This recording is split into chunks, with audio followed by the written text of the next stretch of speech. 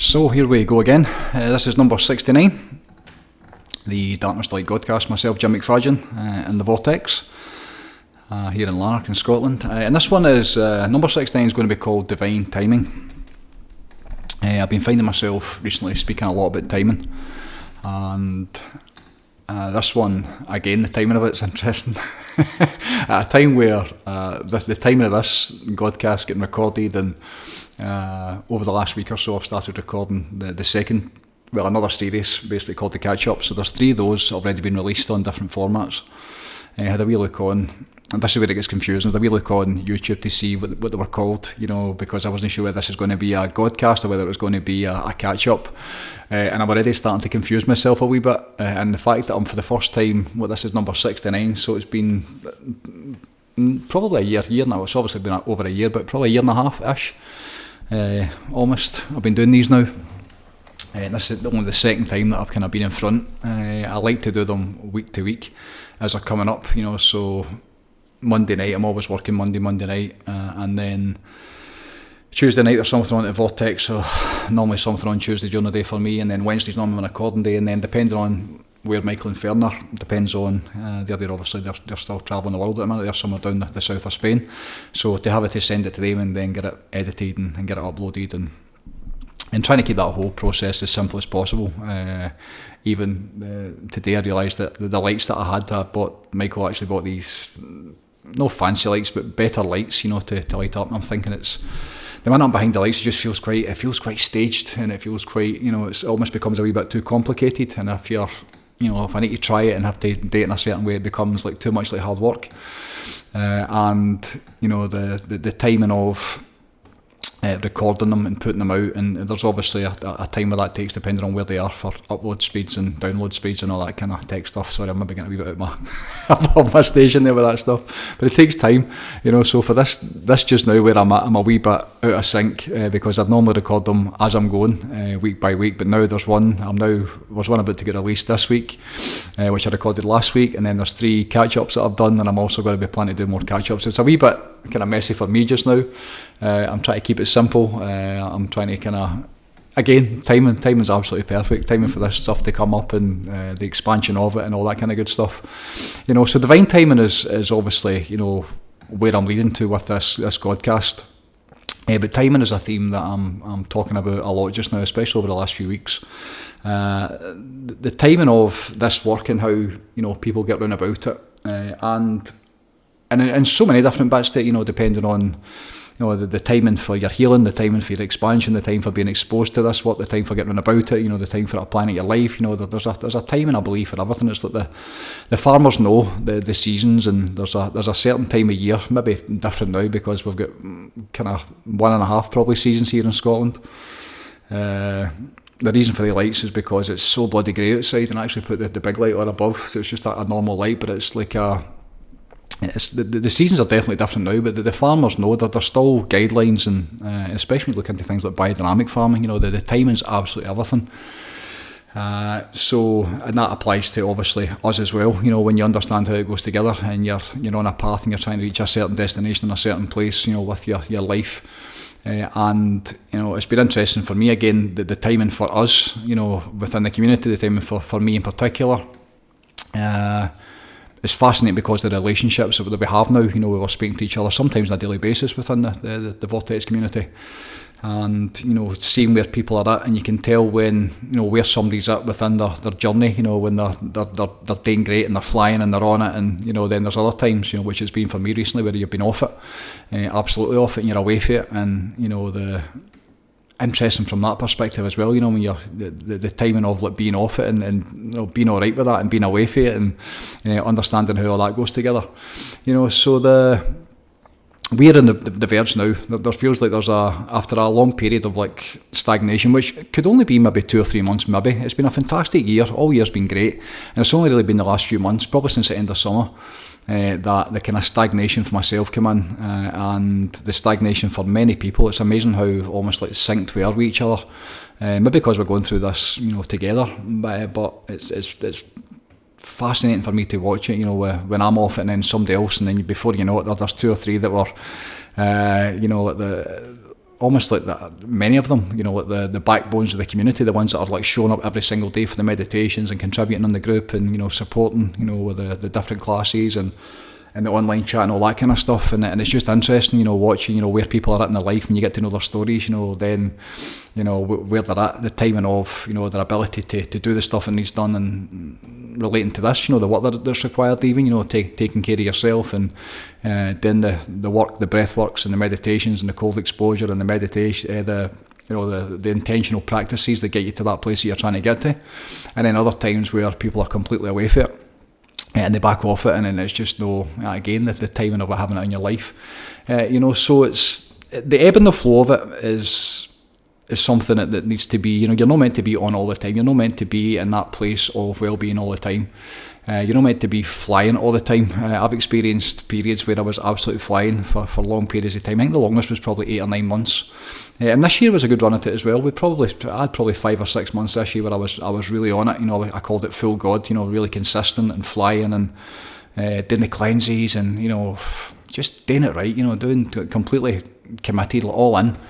For this work, for the divine cause, again, that was timing for me off the back of challenges that I faced last year, and then, just the way we came into the new year and a couple of things that I was needing to make change within myself, and it was time to then kick on again and go and do it in a different way, raise the bar for myself, really kind of get on my own program, the stuff that I've been teaching for the last couple of years and the stuff that I've been sharing. It was then time to kind of back away from that.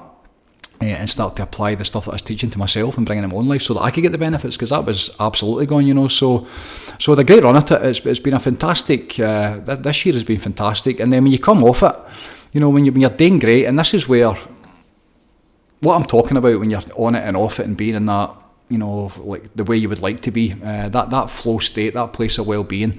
Abraham Hicks calls that alignment. To me, that's just being in the flow of, how it's meant to be, so you're being inspired, being in spirit, and the meditations if you're practiced enough and you spend enough time and you get round about it long enough and you're devotional and you set the desire to go and get it, you can reach this state, where it's a really kind of elevated state where you know that you're connected to something greater than yourself, and there's many bits to that as well, obviously, but being in that place of well-being, where your nervous system's calm and your mind's, where it's meant to be in terms of you're putting your attention on the right things and you're and generating, intentionally again, how you desire to feel by where you're putting your focus and really being intentional with your life.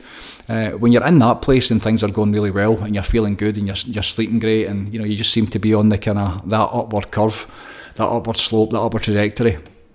It's a great place to be, when you're on purpose and you've got a desire or a goal or something you're working towards, or something maybe new's come into your life. I see it a lot with this work. When people get on about it for the first time, and I always say, like, the first time's like a gift. You come here for that very first session, whether it's the Vortex or, whatever it is. If you go through the experience, to do it properly probably takes an hour and a half to probably a couple of hours to go through the whole thing. No talking about ice, none of that kind of stuff. Just the reset and reconnect, the breath work, switching off the nervous system, learning to breathe, and then, reconnecting back in. And then, we go on that journey of, elevating the feelings and the emotions, getting out of the head and reconnecting back into the heart, and really opening up the heart and feeling, what's going on within that space, this sacred area up here, where many believe the soul resides, myself included, in this sacred space, which is so important, the intelligence of the heart and being able to, feel, which is an important word, to feel what's going on within here.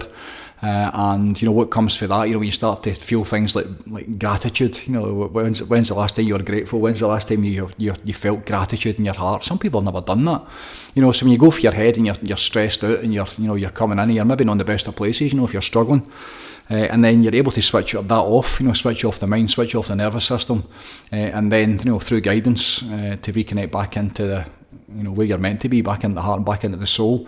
When that happens to somebody for the first time, and they get like deep relaxation to the point where, they're in this place of complete, it feels heavenly almost, when you remember getting it turned off for the first time and you're just so content in the moment, you can't think, and there's nothing to think about, you really kind of, it's a wonderful place to be, and then when you actually start to elevate that, and you get up the emotions and, you start to bring in things like, when's the last time you felt good, and when's the last time you experienced joy? You know, when's the last time you had joy in your heart? When's the last time you had joy in your soul? And then eventually, you know, you start to remember like what's available to you and the stuff that you've maybe never felt, maybe in a lifetime. Some people have never experienced, you know, some of these emotions, never felt them, especially love. When you reach something like love, the amount of people that have never experienced love, you know, and therefore, you know, don't know what it is because they've never been shown it, and they've certainly never given it. So that's something that, you know, needs to be changed, obviously, you know. And when it does happen, when somebody gets through that experience and they dig into something like, and even understand what love is, you know, we think it is the kind of horse trade. And you know, for me, it's that sacred vibration. It's as you continue up the spectrum, you know, of all the different feelings and the emotions and stuff that we get to, you know, to feel in this human experience that we're in.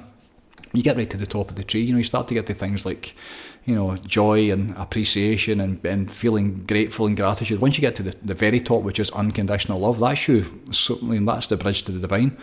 That's why they do say that God is love. That feeling that we call love. You know, if you've got wains and you love your wains, which, you know, most people do if their chemistry's correct and they're all balanced in that way. But if you're feeling, you know, if you feel that the love that you've got for your wains. What I experienced certainly in meditation when I got it for the first time proper, you know, and I was, you know, completely. When the veil completely came down for the first time, and it became me and I became it. It felt like love, you know. It felt like unconditional love, and it was a thing. It was a field. It was a frequency. It was an energetic something. It was like a vortex, you know. Just it was as far as you could imagine, and it was everything, you know. It was everywhere and in everything, you know, and absolutely, you know, in part of me because I became part of it. So you get to experience and feel it directly what that is, you know, what that feeling of unconditional love is.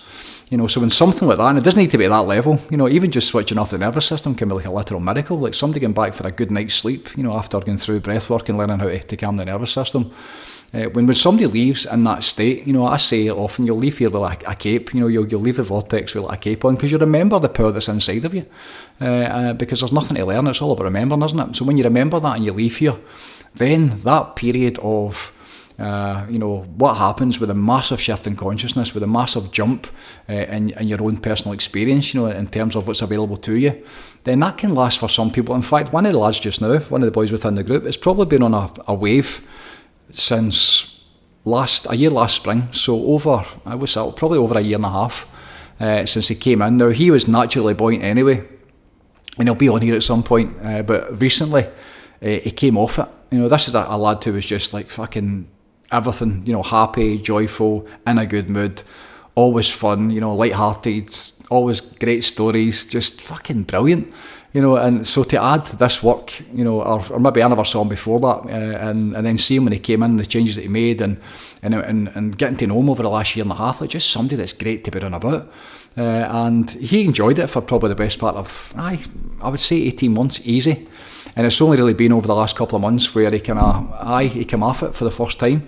And him coming off it, it wasn't like there's nothing, you know, there's no depression, there's none of that kind of. It's not like some people really come off it and they fall, and it's like, but for him to come off it was just it was like a tiny wee drop, but that was enough because he'd been on it for so long, and this gift of, you know, doing the work and being excited by it, and, you know, again, the timing was just perfect for him, you know, when he came into it and how he found it and just needing something, and, you know, how he got it, and then how he rode that wave for the past 18 months. And then when he came off it very, very quickly, you know, that's when you see that's a great place to be. This is where this work, the timing within this work, there's many different stages to it, and, you know, the journey that we're on, you know, it's from, you know, you come in. I read something the other day, it might have been from the Sag Mark system, which I am absolutely loving just now, what's going on with that. But I was talking about how, you know, the evolution from, you know, being animal, like the animal man coming in, so the lower self, the ego self, you know, the deadly sins, which is where the world is just now, isn't it? It's a zoo, it's not even a circus anymore, it's an absolute zoo. So that's where, I don't know what the percentages are. Hawkins would have gave you the exact percentages in terms of where we were at. But animal man, and then the evolution to human man, that's the next step up, you know, which is a massive jump from being in an animalistic, you know, just horribleness, you know, just that low level, you know, you think what goes on at that level, you know, the drink, drugs and rock and roll and the sex and the kind of the porn and it's just low level consciousness, really kind of jungle consciousness where survival, getting it for yourself, all that kind of stuff. And then the evolution of that is up to the human man, which is, more and more people are at that place now. There has been a massive, over the last, certainly the last, since COVID anyway, but maybe just before that, certainly over the last 20 years, the evolution and the waking up process that's been taken, and people are getting wakened up for whatever reason. There's all different, explanations, and I've got my own ideas as to why I think's going on with all that kind of stuff. But people are waking up, and there is a shift in consciousness. There are, people who are on the path, they're doing the journey, they're going to yoga, they're doing a wee bit of work, they're becoming mindful, they're taking, awareness is a great thing, mindfulness, being aware in terms of what you're doing to yourself. Obviously the amount of information that's on the internet just now, and there's so much good stuff on there, as well as the poison as well. But many people have made that transition from animal consciousness to human consciousness, which is great. And the third part is the final, is spiritual, man. That's the bit that we're at, those who are seeking to live that spiritual life in this lifetime. And as I said with the last podcast, I think there's which was Half God, which will be coming out this Friday. So it's for me just now, it's like doing both. It's being the human being, but also it's trying to find the balance of being on the spiritual path as well. And full God was too much. Obviously backing away for being full human. That's something I've never been able to do. There's always been like God in my life. The practices have always been in my life. The meditations and being intentional and being devotional to the journey. There's many different levels to that. But it's never ever not there. I've never missed a single day meditating. I've never missed a single day, on sitting down and the intention at least to connect to the divine since I started this journey like almost 3 decades ago. So it's like that's always there, but there's different, again, the timing of it, there's different bits and different stages where I'm getting different stuff from it, and I need different things from it. There's a time to be on it and a time when I'm like really absorbed with it, as I have been most of this year, and then there's a time to be off it as well. And that's what it's kind of been like, in that kind of that half God kind of place for me. So the whole thing for this, the ebbing and the flow, the timing of your life, when it's going really good and you're flying and everyone's going great, and then the other times where it's not going so good and you're maybe struggling a wee bit. That's what this is all about, this work. It's all about, how do you make that the best that you can as often as you can. The art of intentional living, that's what we're trying to teach you. That's what we're sharing. How you can take back control, how you can take back your power and start to, influence the things that show up in your life experience, how it comes through for you. That's what it's all about. And there's, again, the timing for that and having people, watching people when they come in. Over the last probably couple of months, there's been 2 or 3 people that have joined the programme that I would never have expected in a million years. One in particular, the last time that I saw them was probably 4 or 5 years ago. Did a wee bit of work at the Vortex, helped them out when I kind of known the best of places at the time. But just like where they were at, in terms of the stuff they were interested in, what they were doing, what they were coming in with wasn't the best of places at the time. And then only just recently, I got a text and a phone call, like, I need to come and see you. And then hearing like how they have found spirituality and how they have now a desire. After being here before and going through the classes, and I don't think they've been in the call before, definitely done some breath work. But then, to think, and I'm just sitting having this conversation about spirituality and his level of comprehension of the language in terms of what he was talking about, and it wasn't him, it wasn't the guy that I've known for all my life. And then to hear him where he's at, and then to hear how it happened to him, in terms of how all this like massive change in his life came through. You couldn't make it up. It's like some a movie, it's like fairy tale stuff. But for him, and especially when you know him, just a normal guy for grew up in the same town as me, just a working man, been through his own journey, and no rainbows, no unicorns, no need to embellish or exaggerate, just the actual truth in terms of what he experienced, this spiritual experience that happened to him, and now his desire, to get on this path and test it. And it's just fascinating for me to watch that, when somebody gets on about it, and now watching where he's at, and that wave, there's so many just now that I seem to be catching this wave, and it's been great because it's been stagnant for the last wee bit. We've been sitting, I feel like I've been sitting on the surfboard, waiting for the swell. You can kind of feel the swell starting to come, and it kind of, I'm finding it as I'm getting older, it takes more and more to get me excited, about, especially even this kind of work.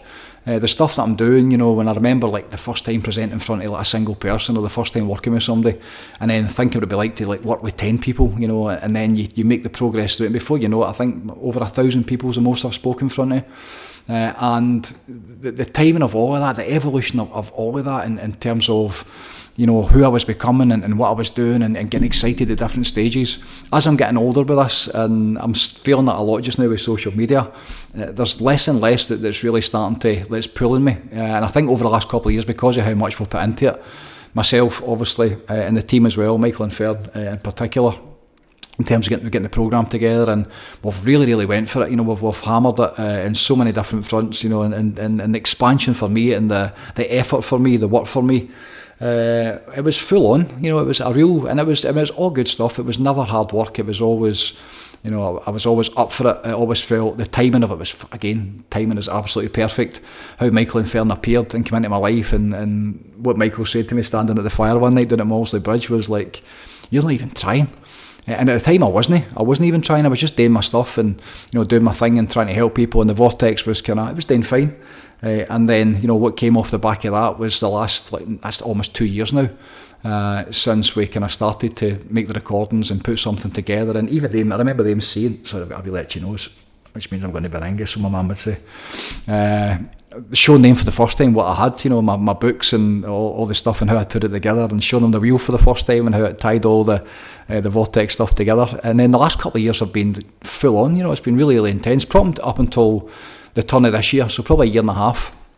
And then this year's been very much, you know, then finding a different way, you know, switching over to tending to myself, you know, and doing it in a different way because that bit was done, you know. So it's, for me, the timing of like how this comes through, how it unfolds for you, how you're able to, you know, feel when it's happening.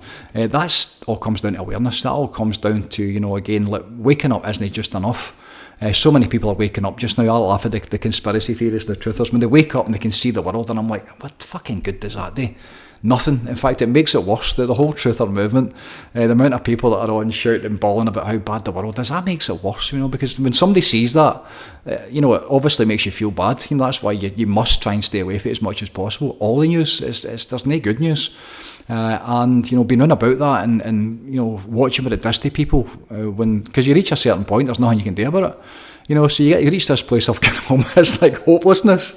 You can see how bad it is, but what you got to do? You know, there's nothing to do. So at that point, you know, the amount of psyops, the amount of stuff that's put in place like that, just to keep you tripped up, just to keep you busy, just to keep you going, you know. And a lot of it is true, of course it is, but you've got to ask the question how much it you know, matters and what can you do about it, and you know, and then what can you do about it is the most important thing. You know, that's the bit that we are all about, and you know. Just now, and the people that are going about this, the timing of us getting on this wave again, and the new stuff that's been coming through, has been incredible. So many people just like ready to. There feels like an evolution of this, and this is where I was going with that previous bit, talking about, you know, the timing of where I'm at, and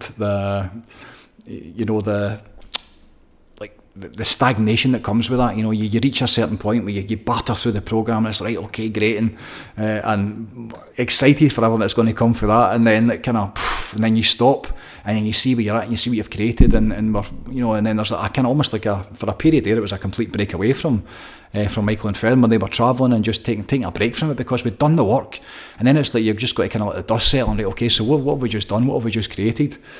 So it's been like that for the last wee bit for me. It's been kind of wee bit kind of right, okay, what's next?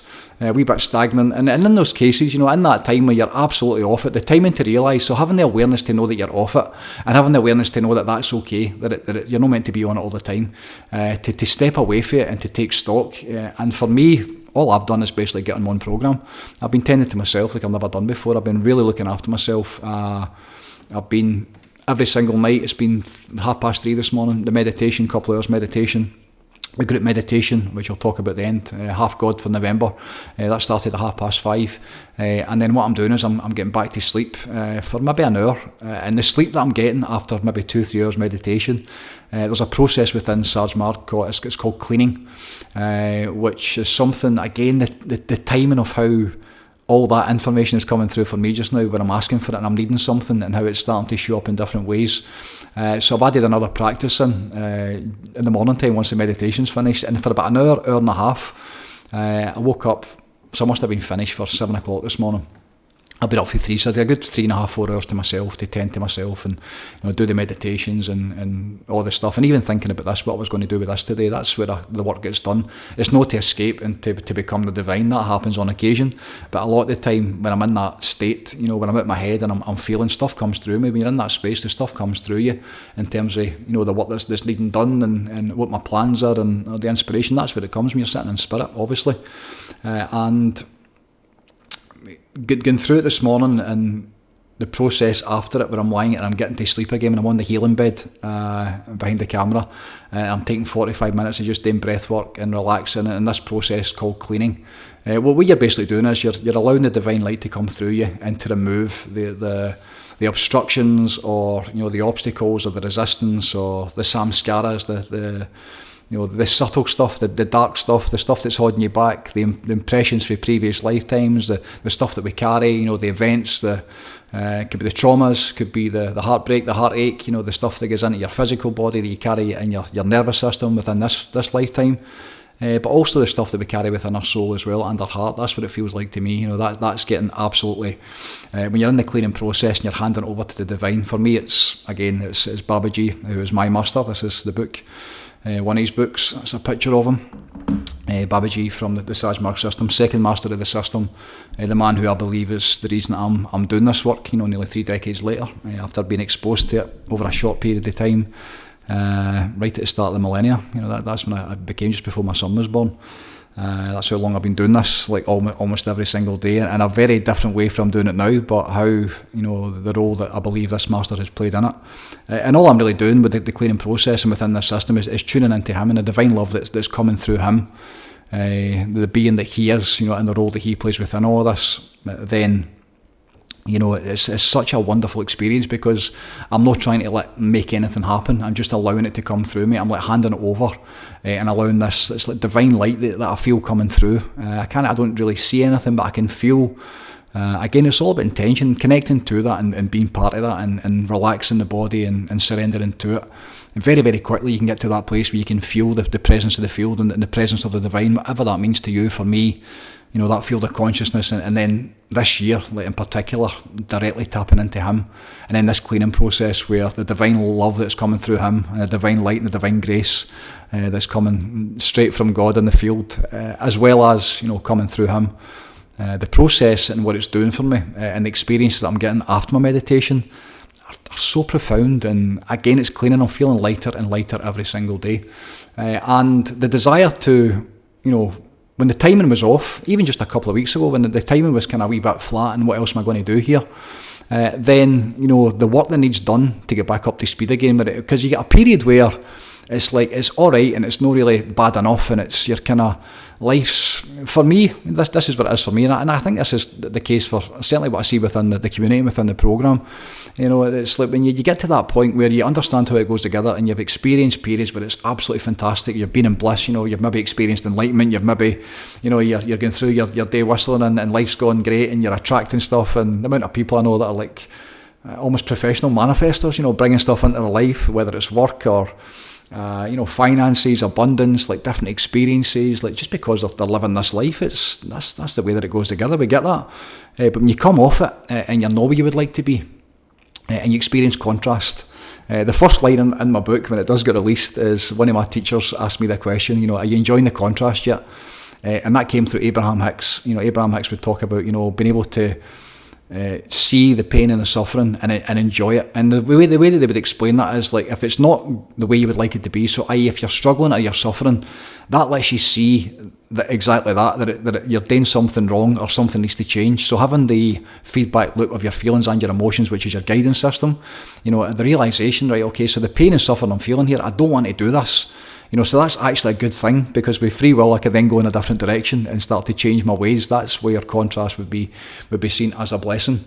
And when you're in that place where it's not going too good, which I was for a period there, just stagnant, stale, couldn't be bothered, dealing with a couple of things on a personal level, just can't quite kick on because, again, the timing's not right. So and then you're kind of forced to stop, which, for me that's really challenging, because I've never ever really needed to do anything I've never been held back in any way, you know, so if I want to go and do something with it, especially with this work, but in my life, you've always just kind of went and done it. So this period, over the last few months, it's been a case of like, we need to like cool my jets a wee bit, I need to stop.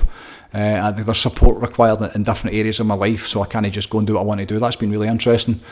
So with that, you know, the contrast and the space that came with that, so many benefits in so many different ways. But it came to a point where it's like, right, okay, we need to get this going again. It's time to kind of, there's a time to be on it, and there's definitely a time to be off it. But when you're in that place of kind of no man's land and you want to get it going again, you know, how do you kick on? How do you start to make this human experience more enjoyable again? How do you get it back to the way that it would like to be? And there's steps to doing that, absolutely. When you go through this, when you understand how it goes together, you can do that by your own intention. And that's where this work and the power within the programme and what we're doing here in these tools and techniques are so important, you know, because the first time when you come in, when it finds you, that first experience when you walk out here with a cape on, and you know the power of the divine, or at least you know it to be a truth, and it might ignite something within you to then go on a journey, as it did for me all the years ago, from personal development, which was alright, you know, I had probably a year and a bit of that, but I knew the answers weren't in it, and then as soon as I heard probably the word spiritual, and Wayne Dyer explained what spirituality was, that was it. It was like, fucking talk about the moth to the flame, that was me. It was like that, whatever that is, that thing that they call God, that it's been every single day to this day, the devotion that I've had for it. There's a process, or there's a condition the right word? Within the Sage-Mark system, they talk about constant remembrance. Is that a condition? It might be. It's an intentional way of living where you are, as it says, you know, a constant remembrance of the Master and of God. And there's a great story I heard online, and it was Babaji with Chariji, and I think, was it Chariji? Chariji, who was the third master of the system, who basically asked his master, Babaji, do you not talk about anything else other than God? And his answer, his response was brilliant. He's like, what else is there? You know, and I have absolutely had periods of that and glimpses of that when I'm in this morning 3-4 hours in meditation, and I'm in that place where, and it's merely a point of focus. It's your point of attention. And obviously your intention in terms of what you're trying to do with it, but when you're in these spaces for kind of 3-4 hours, and it's like, I wonder how long I could keep this going. I wonder if you could keep that going indefinitely, you know, what the impact that would make on your life and then others on about you in the world and all that kind of good stuff. And that's what the great saints do, isn't it? That's what, like, people that are, you know, they don't have anything else other than that. They are full God. They've signed their entire life over to God. They've given everything over, and you know the gifts that they've been given, you know, on their journey, you know, on their sacred missions, when they're completely devoted to it and they've handed over, you know, so they give up anything that they would need, and that's something that I've spoke about it in the past, and I've lived it at a really kind of an elementary way, I suppose. I've dabbled with it a wee bit, but the evolution of Jim and Jim's soul, I'm not that bit yet. I'm not that point yet where it would be. Maybe as I got older, you know, maybe as this is the spiritual journey. Wayne Dyer says it's about losing stuff, it's about gaining stuff up. You know, it's not about getting things. So maybe as you get older, there's certainly you know, there could be a possibility of that where it gets to a point, which it will do absolutely at some point. It might be in your deathbed, it might be in my deathbed, you know, but it's like full God, and that's not the way it would work into that insurance policy. But with this work, you know, the ability to do it before you get to that point, and I've had glimpses of it where, and it's always in my life. Even the notion of like half God, it's still always there. It's just the balance of the human experience as well. You know, I'm doing my best. It's always there. I've always got the practices. It's always in my heart. I'm always like trying to be heart led and do my best for the greatest good, and you know, bring in the light and offer the solutions, and you know, talk about the way and explain the way and give people the experience of the way. But at the same time, there's like the human being's experience as well, and you know, full God. Certainly the way that I've done it in the past, the way that I've tried to do it, which was, even recent experience this year, it becomes too much for me. I can't do it. Maybe because, again, timing. You know, the situation I'm in and my journey, you know, and with my family and my Waynes and all the stuff that I'm trying to still make my way through and work out. And when I have done it, and I've really, because you can't really do much else other than that, and everything gets done. Interestingly enough, you know, but when you're in that way, where it's, for me at one point this year, it was like almost every waking thought, so close to constant remembrance, in my sleep, the stuff that was coming through in my sleep, it gets to the point where you're not really sleeping. I was getting downloads, and I was getting information and inspiration, and the healing that took place. Fantastic time, and the timing again of all that being able to come through, it was perfect for me. After a couple of years of really just pushing hard and giving it all away. Since this place opened, I've just tried to help people. I've not really been about doing it for myself, even though that's been on the kind of the back burner. So this year, the ability to do that and really go deep with myself again, and then all the just incredible gifts that came up from that. Again, I had the space for the previous 2 years where I think about the stuff that we did over the last year with the Scottish tour, and just constantly pushing this and working on it to try and get it right. Not finished, but to get it right, but it was ready. And then, this year having the space, and then all of a sudden you've got the space. I definitely had glimpses of it this year. That there was glimpses of full God, especially in those spaces. Again, in sleep, many times, the amount of stuff that would happen to me in sleep, and it's not a dream. It's like a download, or it's like even like visions or connections I was getting. Some of the conversations and the direct interactions with like my mum, and some of the lessons that came through that were really, really incredible. So that's been fantastic for me, because I've been able to go in. I'm dealing with my own stuff, so there's whole new levels of compassion and empathy. Again, that's always been there, and that's why I do this work. If you've not been through it and you've climbed out the other side, then you don't really qualified to help people, I don't believe, or to teach or to share in terms of what the solutions are, unless you've been through it. So for me to kind of dip my toe back into that again this year, and to I suppose like really reset and reconnect back to myself. And now, where I'm standing now, at that part where it wasn't going that great, right, okay, so we understand how this goes together, we'd like to have it good again. And it was great being off it for a wee bit. I loved it. I had a fantastic time being away from it. But then the desire to get back on it again. And it's like when you set that intention, when you set the desire, like let's go again, because I could feel with so many people within the community, which is probably 90% of my attention just now with the work that I'm doing. It's mostly the programme and the programme members. And because they're the people to me that are serious about this. The ones that come in and take it a wee bit and play it and maybe like the idea of it, and I don't have the time for it as much anymore. It's really for people. I got a message this morning early from a sounds like a beautiful soul. 2 big messages basically explaining where they're at. They've been drawn to this work. They've been advised by somebody who's run about it to come and see what it is, and then explaining their situation, where they've been, where they're at, and their desires in terms of where they're going. So straight away with that, somebody's taking the time. They're starting, they're ready. The timing for them is because this takes work. It takes work, and you don't get it for nothing. The first time around, you get it for nothing. But when you get on about it, when you actually join the programme, if you do, if you're allowed in, is because it's not for everybody. It's not for everybody. What's required when you get on about it and to be part of it, it's a kind of thing where we're teaching self-reliance. So how many people are at that point where they're actually ready to go and embark upon this journey of self-discovery is one thing, but self-reliance in terms of the realisation that every single thing that you're trying to get to, that it needs to come from you and it needs to come from your work. There's a whole load of learning in it. There's a whole load of lessons that need to be learned. The intentional journey is dead simple, but it is no easy. But when it finds you, when it comes in, when the timing is right for that, and then how you understand it goes together, and the desire to be in that place where it's good all the time, that's just intention. And very quickly over the last couple of weeks, myself and John Maguire, I'd made the joke about wanting to get back on it again, and he's been in a very similar place to me, which he has been the last couple of years. It's amazing the synchronicity of that, and then basically going through it, and it's like I'm kind of thinking about half like full God it was at the time for November, and then we went away in the TP last weekend.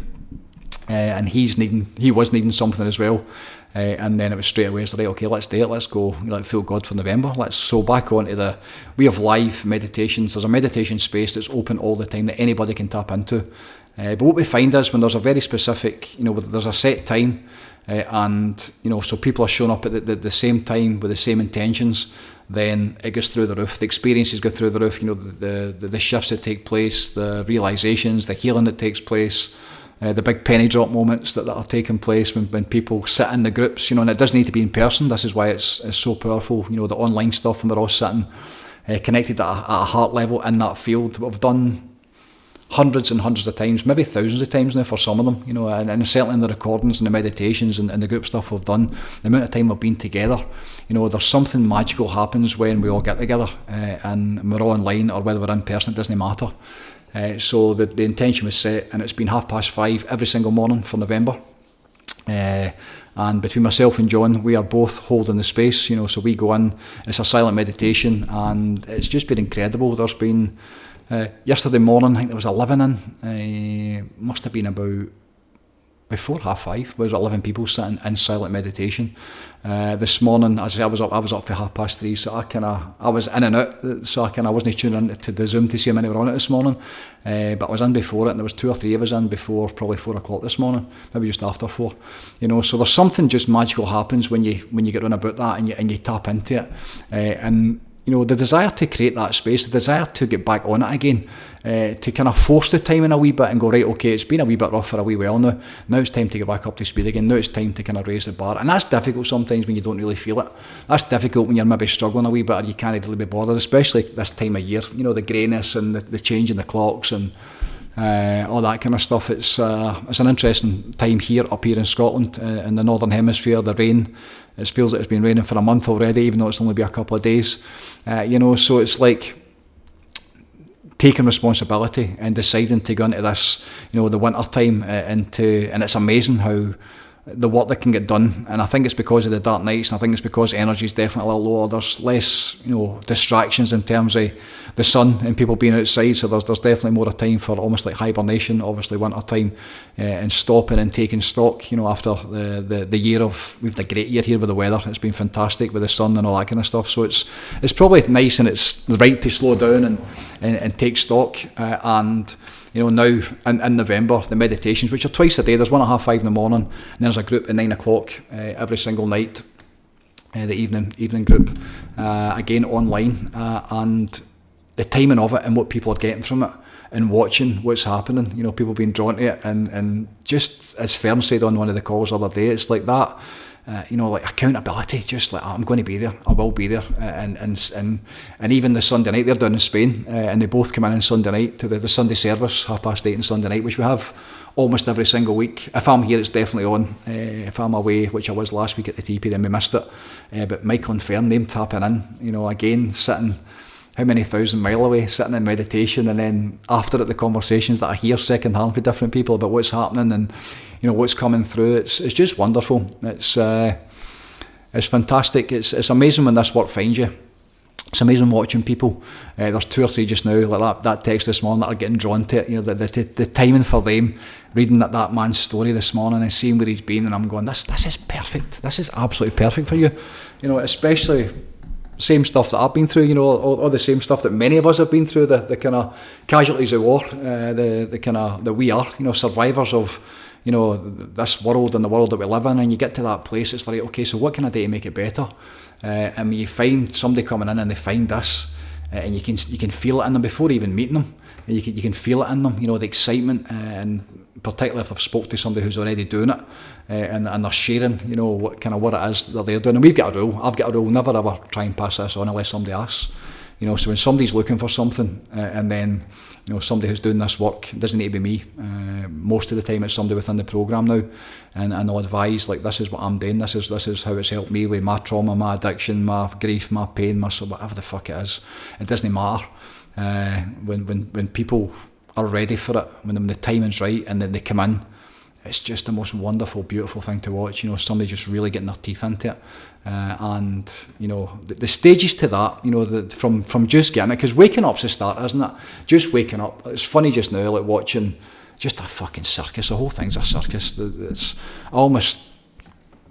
I mean, this morning, I was at yesterday, like Sir David Beckham and then Lady Victoria, what's her face, and I'm like, oh my god, man, what a fucking circus. The entertainment, you know, just the whole thing, just the clowns in the circus, and, you know, just people's attention getting drawn to left, right and centre, and what's going on, and stuff that doesn't fucking matter. And watching, like, Beckham and her, like, how much that means to them. I remember that got announced, and seeing her, and I'm like, oh my god, she has made it. Lady, I mean, to think her as a lady. And fair play to them what they've done, but it's like, the point is, it doesn't fucking matter. None of that stuff matters, and the importance that's, like, put on it, and the significance even for him, to strive for this and like that. Oh, that's like fuck off. That's it. That whole thing and what all that represents. The circus of that is fascinating. And watching people. Me going a wee bit kind of truther there, but watching people that's what this came for, like online and seeing the stuff that's going on and comment. That's why I refuse to be I've just been a commentator as well, but I try not to be a commentator. I try and keep my information and the inspiration and the light and the solutions. We all know how bad it is, and waking up is the first part of it, like seeing the world and becoming awake and aware. It's just a starter for 10. That's the very bit of it. That's the very start of it. And then the next bit for me, when you get to the point of the spiritual journey, which is what this is all about. This is the most important part. It's the spiritual journey. That's what I believe this entire life experience should be about. Again, the timing of that and how that unfolds for you. Hopefully it's in this lifetime. Hopefully you hear this and you're called towards it, because for me and many of us, that's the only thing that matters. When you get on about it, when you experience the spiritual work, and you start to be drawn towards it, and people are asking questions now about spirituality, meditation, and going on an internal journey, and they're starting to understand the language, because they're seeing it there's so many of us now that are talking about it, but certainly the ones that have been drawn to me, that are asking the same questions, like they want to know the same things, like what the fuck is this all about, and who am I? And that was my two questions, who am I, and what the fuck is this life experience all about? And the journey of that, of self-discovery for me, to get to that point of direct experience, of realisation of divinity that I carried inside me, and then really quickly after that, in the next nanosecond, understanding and knowing that if it's in me, then it must be in everybody. At that point, surely that must be the goal, and that must be the focus. And when you know what you know about it, it fixes every single thing that it touches. So religion doesn't fix it. We can see where that's going just now in the world. The separation and the division, and people fighting over stuff, books that may or not even be true, and the decimation and what's happening in the world right now. What's going on in the world right now because of who's the most significant to God and who believes that they're God's chosen people, and it's like, that's not the God that I know. That's not the, so there are many, many bits to it, and when you get beyond all of that, when you transcend all of that and you're ready to take on to this path, the way of the truth and the light, the spiritual path, to seek union with the divine and to know that you carry it inside of you. And then very importantly, how you get to a point where you allow it to come through you and allow it to come into the world, so we can start to shine your light and bring that, whatever it is that you're here to do into the world as well, so we can continue to allow the light to raise, to join together, and to eventually, at some point, hopefully in this lifetime, as even as kind of difficult as that seems, and how challenging we are faced in terms of the levels of darkness that are in the world just now, the light of the divine and the power of that, the timing for that is now. The timing, it must be now. It's already there, but so many people are seeking it just now, and that's a really interesting point to be. Within the Sajmar system, they talk about the spiritual journey and the evolution of that. They believe, and this is something again that's came up recently, when the master tunes into you, when they reckon you need 3 sittings within the system, which I had back in 2001. I never thought anything about it, never really got much. It was fascinating, and then here I am, all these years later, still talking about it and still living it in a way that I could never have envisioned. Just fascinating how it's worked out for me. But when you're basically, again, that level of the light coming through the master and the love coming through the master, that's you almost that's the soul being born, so that's like the soul almost being empowered. It's like the battery being switched on, and that's you connecting, from probably the human experience and taking you towards the spiritual journey. But they've got there's all these different points within that journey. They call them yatra points, and yatra just means journey. So there's all these different energy systems within different parts of the physical body, within the energy body, that the progress that you make on this spiritual path, eventually the plan is to experience liberation. So from waking up and realising that, okay, so maybe this human experience is temporary, and maybe the bit that's inside of me is eternal, and the journey of the soul, and whatever that is, maybe that is the real me, and then you get to really understand that and get to know that, and in turn get to know the divine as well. Then you start to make progress in a way that can take I mean, how many lifetimes? Thousands of lifetimes, maybe. Without the master, they say you can't get there, because the end goal is to get to the point that they call liberation. And liberation is the ultimate freedom, isn't it? That's you becoming the divine. And this is where, for me, on my journey and the things that I've been through, when I experienced those couple of glimpses that were a couple of hours, probably the first couple of times, which I would call enlightenment. When I became everything and everything became me, I got to experience something in a very different way. And when you come back, it's really shit when you just go back to becoming a human being again. That's one of my biggest challenges, is the human experience side of life, because you've tasted that, you've tasted the divine, and then of course you would like more of that. It's like, I'm not even going to use the word drug, but it's like source energy. How do you even, what is that? The power that's in that, the goodness that's in that, the healing, and the frequency.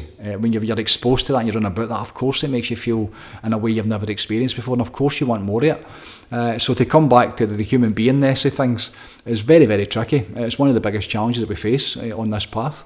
Is like, okay, so I've had bits of that, I've experienced these high levels, and now I need to go to work on a Monday morning and deal with the fucking circus. And deal with the clowns. One of the biggest, my boy just now, working on a building site, and one of his biggest challenges is just the level of consciousness that he's dealing with every single day. And what a training ground, not to get caught up in it when they are at that level where they're talking about the stuff that you talk about in building sites, as I used to. That's where I started. It's very much the animal existence, of course it is. But so interesting for him, he is absolutely human, but there's the spiritual light that's in him, and the work that he's done, and who he is, and even his own practice, even at 24. Just watching him, the juggle of the yin and the yang of this life experience, like almost again, it's like, how do you get to half God? Half God is going to become quite significant, I think. Being in this world but not of it, which is what I'm really kind of doing just now. Going between the two of them, devoted to God, but at the same time, like tending to the human stuff as well. And it's tricky. It's no easy, but eventually, in this lifetime or the next or whatever, eventual liberation is a plan, is to transcend up through the different points, and to get the lessons that are required, and to do the healings, and the shifts, and whatever it is I need to do to get to the point that what I'm trying to get to. And that's something when you don't know what it is, you've got to taste it, and you've got a kind of feeling for what it is. For me, it's just the divine, like to be in union with God. That's it. It's like having the will of God is really important just now when I'm in my meditations, and especially as I'm getting older. And you've got health concerns, and you've got, like, from the human experience, you're thinking about, the world and where it's at and all that kind of stuff. And the will of God is about that continues to get me through, handing it over, the will of God. The will of God is the reason I'm sitting here. I've actually been dead in 1996, so every single day since then. Talk about ebbing and flowing and the highs and the lows, but I'm still here, and I'm really enjoying this life experience. I'm loving this work and all the hard work that's went to get to this point. The journey of my spiritual journey, the yatra journey that I'm on, and then how it goes from being fantastic to being the yin and yang, the darkness and the light. That's what this seems to be, this lifetime. It is no easy, but for those that are on the path, those that are doing the practices, those that are doing the work, it's a wonderful place to be, but the timing's very important. Timing for your healing, stuff's coming up. One of the boys was saying the other night, again, stuff's coming up for a lifetime ago, and it's like, holy fuck, I didn't even know how to deal with that. Add it to the list in terms of things that I now need to deal with, and I always feel that, the healing journey for me, and you talk about layers to the onion, in terms of you think you've dealt with something in a certain way, and then for me, sometimes, like 2 decades later, bang, things would come up, and it's like, holy fuck, especially the subject of sexual stuff for me.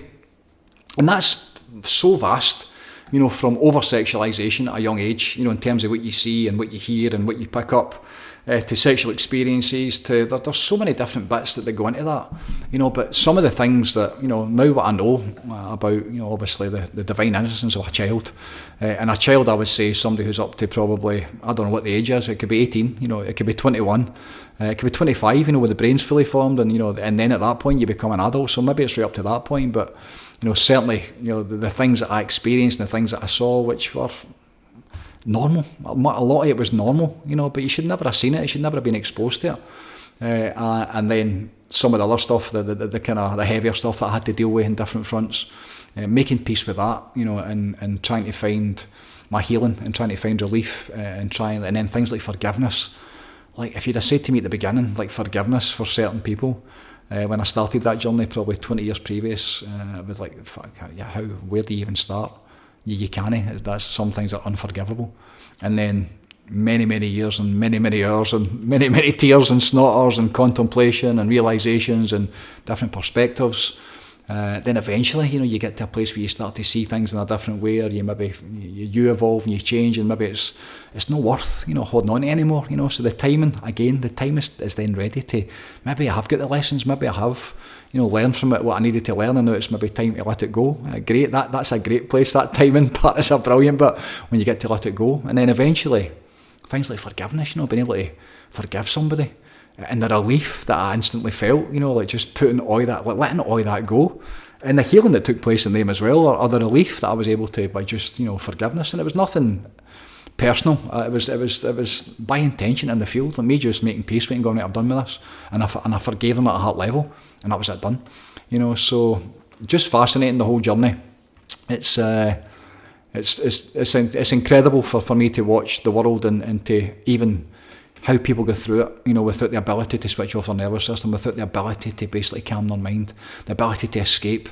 And that's just basic stuff. When you really start to get into the juice, the ability to reconnect back to the divine, the ability to connect back to God, the ability to be in that flow of inspiration, to sit in that space of well-being. If that's calling you, if you've had enough of the world and the timing is right for you to be drawn towards the spiritual path, I can only say it's only goodness. There's nothing other than goodness in that whole thing, and it fixes every single thing that it touches, and nothing is left undone. Feelings of wholeness, the feelings of completion. Ram Dass, I believe, used to say it's like we're all just walking each other home. It feels like going home. It feels like being home. That place of security. That's what it feels like to me when I'm in the field, when I'm connected to the divine. Nothing is missing. Nothing is left undone. All is truly well. Abraham Hicks used to say that, like, all is well, and that's because they're in source, they're connected to source, Abraham, at all times, So there is a way, and it's the way is the way, and the way, again, that phrase, the way, that explains it. That's nothing else needs said. All the other words, it's the way, it's how it's meant to be, it's the way it was designed, and for certainly this earth that we're in, you look at Mother Nature and the elements and the earth, and there only is one way that works, the way that we're doing it, the way that they're doing it, the way, the wee way, the ego way, the greed way, the kind of fucking rape, pillage and decimate to get it for yourself way. It doesn't work. It's never worked, and it will rebalance itself. What we're seeing just now is the timing of all of that coming down. It must, if you have faith and you know God and you believe in the way of the divine, then it must get back into balance at some point. And that's what's happening just now. God bless the internet and all the, the light workers and the information and all the stuff that's coming out. It's all perfect. Even the villains and the ones that are like trying to bring it down, it needs to come down. Too many people are sick. Too many people are broken. Too many people are dying unnecessarily. This world is a fucking. It's not just a jungle. It can be like literal hell on earth. It's the circus and the zoo and then the jungle, and it's like literal hell for some people just now. What people are living, and we're complicit in it. I saw a wee clip from a man that I kind of tune into now and again. He was talking about how Americans and Westerners are now complicit with genocide, what's happening in the Middle East, because we're standing by and allowing that to happen, and like turning the other way and just being all right with it, because it doesn't affect us, and it's like, oh my God, like how far have we fallen? I mean, you can actually see it in real time. In wars gone by, you would never have seen stuff. But the thing that's been witnessed this year on the social medias, again, great, because we get to see where people are at. We get to see the level. You talk about animals, animalistic, what people are doing, to certain, races and civilizations getting literally taken out, getting done away with. And we're standing by, and that's on social media, and it's allowed to be on social media. But again, the pain, the suffering, the contrast, when you tap into that, and when I tap into it, I can feel myself with tears already tapping into the world. That's why I try and stay away from it as much as possible, because it breaks me, because it shouldn't be like this. The world, I believe, this should be heaven on earth. This should be a place where we can, as we used to, be able to drink out the rivers and live off the land and live off the rivers and You know, what you don't actually need that much when you take away all the shite, when you take away all the stuff that comes and goes, and you think of the waste in human beings and the time that's wasted in terms of chasing stuff that we don't need, and then the waste off the back of it, the stuff that's discarded. What man has done to this planet? You know, again, ignorance or only sin. Most of us, what can we do about it? We've now been born into this system. It's set up in a certain way. It's designed in a certain way. How can you go and live off the land? You know, how can you? All the animals are not there anymore. Or even in my lifetime, the rabbits and the squirrels, and I walked around New Lanark for 30 years. I've been in Lanark, and I was like, where's all the wildlife? You know, I was down at the Megget Reservoir a couple of weeks ago and speaking to one of the wardens and saying that they've reintroduced red squirrels again.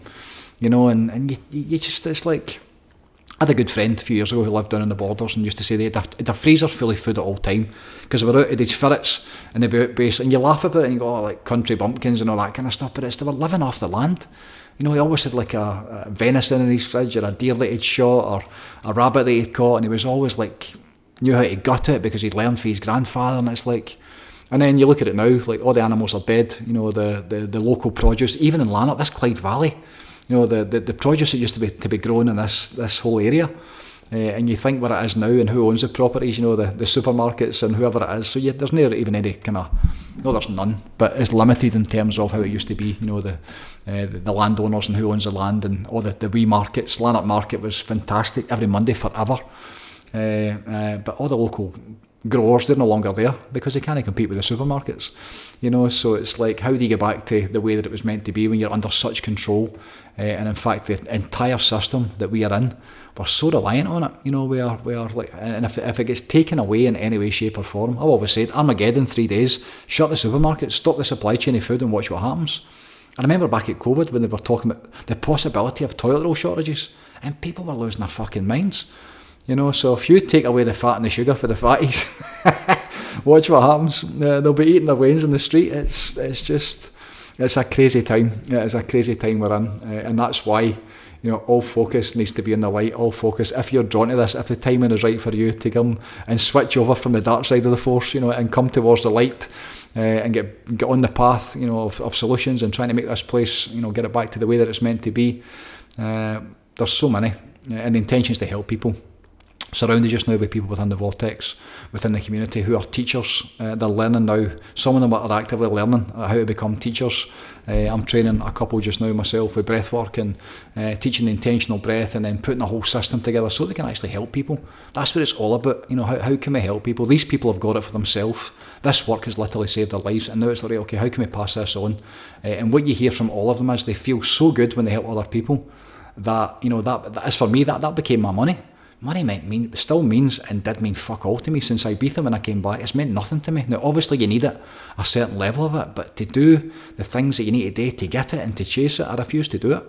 You know, and the money that I get in terms of the juice that comes from me, the exchange that I get helping people, that's the best currency. You know, the feelings you get when you help another human being, especially when they can't get in return. It's wonderful, absolutely wonderful. You know, so that's the desire, you know, to help people, to get out to the world, to keep moving forward, to expand, to see how this goes. To be intentional with the whole thing. Many people have been drawn to it just now. I'm interested and excited to see how it's going to go. November we're on just now, half God every single morning. The meditation's fantastic. Really grateful for Brother Maguire, John Maguire, who's going to be on this very soon. I mentioned on the catch-ups there's going to be squadcasts, and there is going to be squadcasts, no question about it. Again, it's just timing. People are busy, all that kind of stuff. So I'm going to keep rattling out the catch-ups, keep doing the godcasts every single week, and then over the next couple of weeks, at least, you know, start to get the ball rolling and start to get some dates in and get people on, so that we can hear their story. As I said, with the godcast perspectives, which was maybe the last 68, 67, hearing different people's take on it, like hearing them talk about, you know, what this has done for them, like who they've became, who they're becoming, how they live their life, how they used to get caught up in stuff, the stresses, the strains, you know, the madness, and some of their stories, their life stories are just, I hope we get to a point where everybody can just sit and speak their truth, the way that we do when we talk, whether it's in boys club or you know, we're away in the teepees or whatever, and just, you know, so that people can get to know them, because when you get to know them, you hear their story, that's a bridge, you know, because if they can get it, and when you hear some of their, you know, where they've been and how they're making their way through it and how they live their lives, then if they can do it, then anybody can do it. So it's to normalise all of this, You talk about God and you talk about spirituality and meditation. It's you're fucking nutcase. It's a cult. It's like, and that should be the most normal thing in the world. And some of the people are the most normal people in the world, the same as myself. We're just normal people. And when you hear what it's done for them and how they're making their way through their life in these really difficult times, I'm hoping that shines a light and more people are drawn to it. And again, the timing will be right for them. Then they're now evolving to becoming teachers, so we can then keep expanding this. So more and more people are going to be drawn to it. So excited in so many different ways. So Godcast number 69, Divine Timing. Grateful for all of it. The being on it, being off it, the highs and the lows, the ebbs and the flows, the stops and the goes, as my beautiful wife says. It's a fascinating journey. From waking up to getting it for the first time. When your awareness becomes, activated and you start to become intentional with your life, and then from a human experience, and you start to make ways towards the spiritual journey and the journey of the soul, and back to that which is real, to discover the truth. Timing's everything, and depending on where you're at and depending on what's coming through, you're at exactly the right bit. That's the bit that's how I always make peace with it. You're exactly where you're meant to be. But if you're hearing this for the first time, get excited, because the journey itself, the intentional journey itself, is only goodness. And for me, getting excited again, looking forward to winter now coming up. So much good stuff coming up, so many good people surrounded by, and you're going to get to meet some of them very, very soon as well on either this, the Squadcast, or maybe even the catch-ups. Get them on just for a blather and see how we go. Love and light, number 69, Divine Timing, giving thanks. Have a fantastic day where you are. Peace out, God bless, and bye for now.